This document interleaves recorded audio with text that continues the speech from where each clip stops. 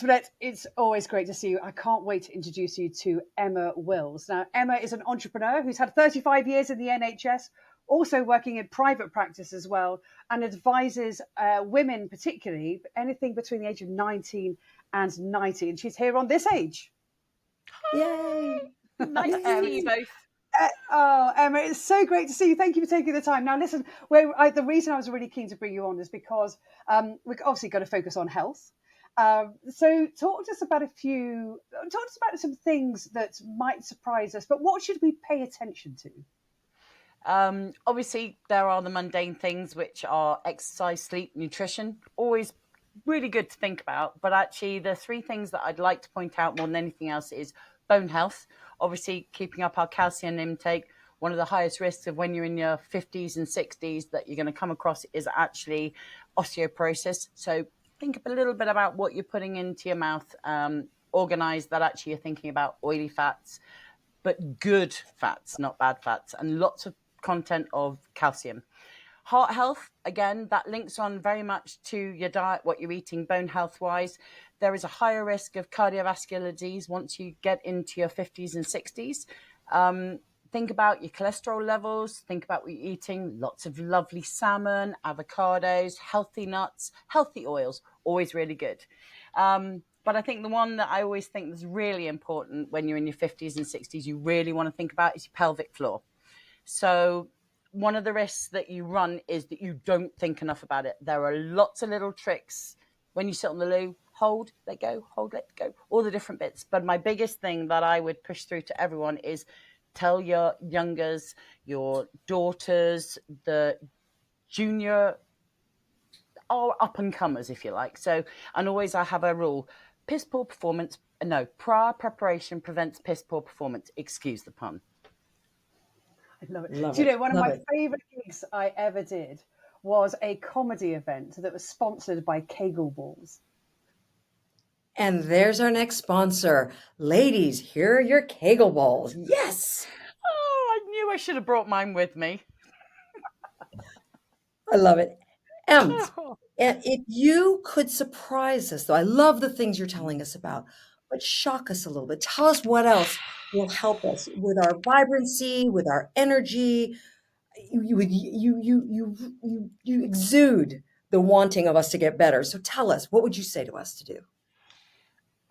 Most probably the three shock things that a lot of people won't talk about is sexual exploration and intimacy. You get through menopause, a lot of people go off sex, but it's not just about the sex. It's about the intimacy. It's about connecting with your partner, really, really linking in that closeness. Maybe watch a little bit of naughty films.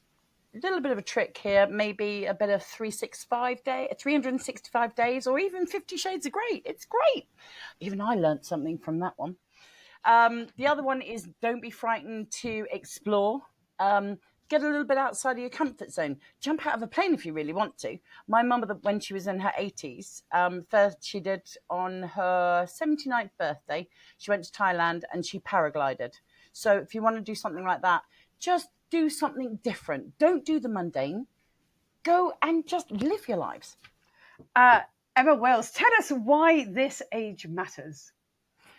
I think basically by incorporating unconventional approaches, making your lifestyle, finding new sources, finding new energies, being more vibrant, bringing vitality, using enriching postmenopausal journey, whichever way you want, be creative, laughter, have a smile at someone, and everyone else smiles with you.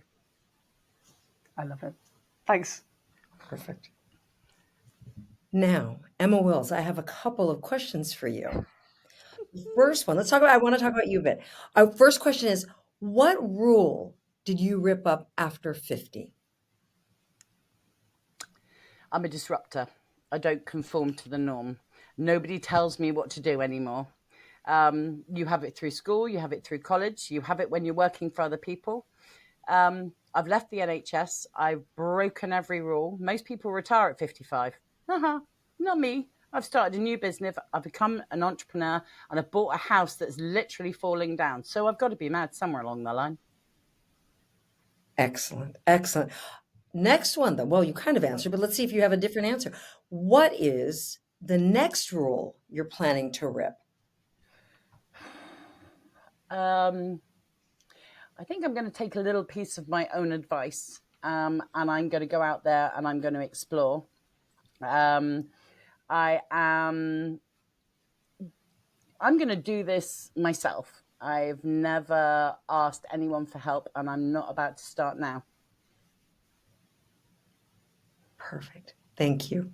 One of our favourite segments on the show is a particular section called Screwed It. Nailed it.